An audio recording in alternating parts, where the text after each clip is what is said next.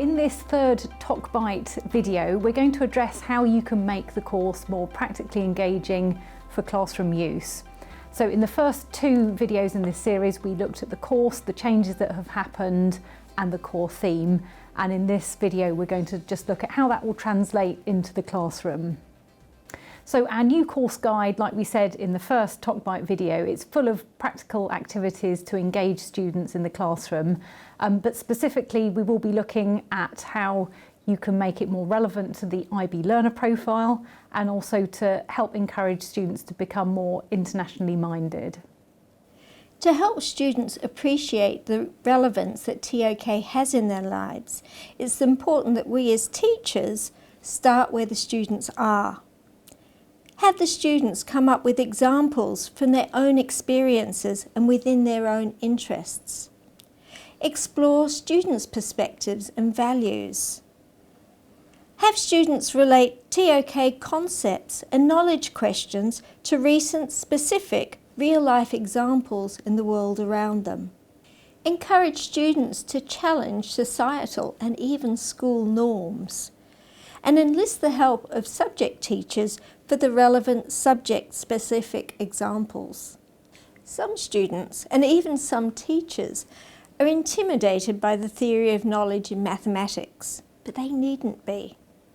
Simple examples can be used to engage students in discussions that highlight the difference between making purely mathematical calculations and applying mathematics to real-life situations. This is an example of a type of real-life situation. You have a classroom wall 2 meters high and 3 meters long that you want to paint with 2 coats. You have a litre of paint that claims to cover 12 square meters with a single coat. Will you have enough to paint the classroom wall? What assumptions will you need to make? How reasonable are those assumptions? Will you go ahead and paint the wall? Would you respond in the same way if you had to apply just 1 coat to a wall that was 12 square meters? Why or why not? So history is, of course, one of the 5 compulsory areas of knowledge. So the book is full of suggestions for how to make all of the different 5 areas of knowledge relevant. So taking history as an example, students might want to reflect on the importance of history in their own lives, to think about perhaps the interest that they might have in museums or in historical novels, and to reflect on the role that history plays in the collective memory of any community or country or international community. So the idea is to explore the construction of historical knowledge, to unpack the concepts such as sort of evidence, reliability and justification in relation to historical knowledge, and just to try and make it real to them, to get them to think about why it's accessible and interesting for them. So the resources help students to reflect on the importance of history in terms of the impact it has on them as individuals, but also to think about the collective memory that a community might have, or a nation might have, or even an international community might have, and how that might influence their understanding of the present. So the focus is always on knowledge and knowing. So in the context of looking at history as an area of knowledge, we'd explore questions like, what is the study of history about and why is it important? And then we'd also encourage students to reflect on their own school study of history.